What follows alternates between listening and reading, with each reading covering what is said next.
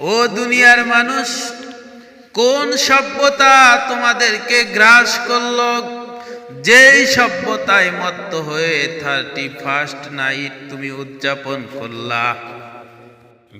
জাতিদের সভ্যতায় মত্ত হয়ে তুমি যেই পাপ কাজটা করেছো, মৃত্যুর পরে আল্লাহ রাব্বুল আলামিনের দরবারে কি জবাব দিবা?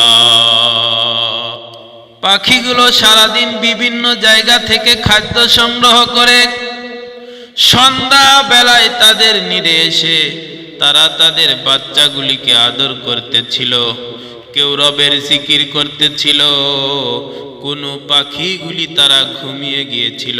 কিন্তু তোমরা দুনিয়ার ভিতরে যে জাহান্নাম সৃষ্টি করলা, তোমাদের আওয়াজে, তোমাদের জ্বালায় পাখিগুলো কত কষ্ট করে দূর দূর হয়ে তারা তাদের নীড় থেকে উড়ে উড়ে বিভিন্ন জায়গায় তারা ভয়ে চলে গেল। তুমি মনে মনে ভেবেছ তুমি একাই আল্লাহর জিকির করো, কিন্তু না না, ইউসাব্বিহু লিল্লাহি মা ফিস সামাওয়াতি ওয়া মা ফিল আরদ।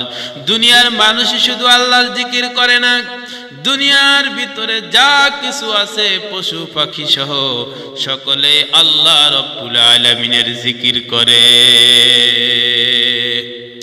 আল্লাহর পয়গম্বরের একজন সাহাবী বাসা থেকে একটা পাখির বাচ্চা নিয়ে আল্লাহর নবীর দরবারে হাজির হলেন।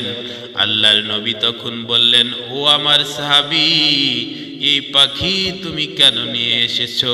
তুমি গিয়ে দেখো এই পাখির বাচ্চার মাটা সে চিউ চিউ করে তার সন্তানের জন্য কান্না করতেছে। তুমি যাও, জলদি করে যাও, এই বাচ্চাটারে তার মায়ের কাছে রেখে আসো।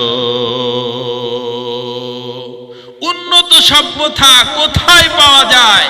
আর তোমরা সভ্যতা গিয়ে কোথায় খোঁজো? সভ্যতা যদি পেতে চাও তাহলে নবী মুহাম্মদুর রাসূলুল্লাহ সাল্লাল্লাহু আলাইহি সাল্লামের দিকে তাকাও। ওয়া ইন্নাকা লাআলা খুলুকিন আযীম। সবচাইতে উত্তম চরিত্র দান করা হয়েছে মুহাম্মদুর রাসূলুল্লাহ সাল্লাল্লাহু আলাইহি সাল্লাম।